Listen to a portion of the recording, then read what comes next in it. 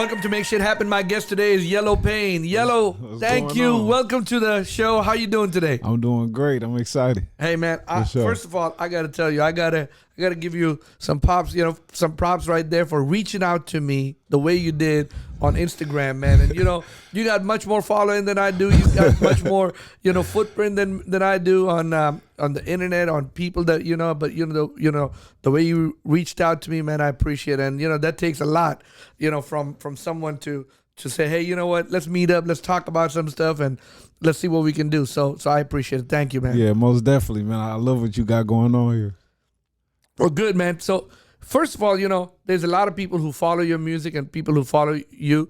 They probably know who you are, but there's a lot of people who might not know you. Mm-hmm. So one thing I want to know is, I like the name Yellopain with your hair yellow and everything. I love it, man. How did you come up with that name? Man, so I changed my name to Yellopain probably, I don't know, maybe 7-8 years ago. And what I needed was a name that just really represented me, represented the type of music that I make. Mm-hmm. And yellow is a color that represents happiness, mm-hmm. and pain that represents everything I've ever been through. So Yellopain together is a happy representation of my pain, basically just meaning stay strong no matter what. Well, good, man.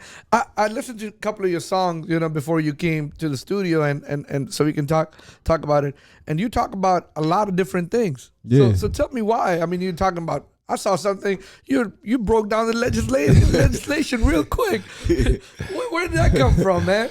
Well, that specific song, my cousin Desiree, she was running for Congress in the 10th District of Ohio. Uh-huh. And she told me, like, cuz, I think you should make a song about voting. And I shot it down, like, cuz, I don't really get into politics or nothing like that. But then when she broke it down to me and explained it to me, it was a wake-up moment. And I'm like, wow, so you mean to tell me that if we vote, we could change this, and all of that is connected to our community directly? And once I woke up to it, I was like, it felt like an obligation to my community as a young black man. Like, why do I know this information now, or why didn't I know this information? And how could I possess this and not share it with everybody else? So that's why I made that song. But more particularly, like, with the different messages and the different stuff I talk about, it's therapy, to be honest. Everything that I talk about is things that I have been through or somebody close to me has been through. And I just like to, talk about things that a lot of people are afraid to. Well, nice.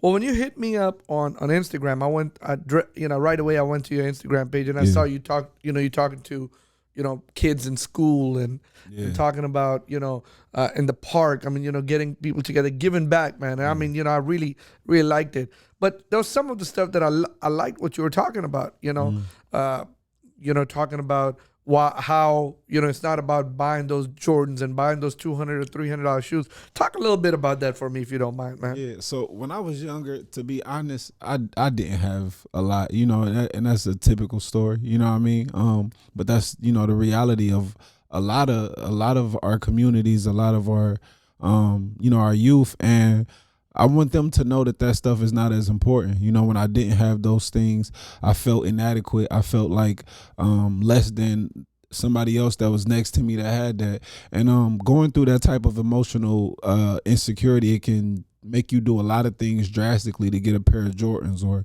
to get a chain or to, to fit in with everybody else. And I know I got friends that's locked up.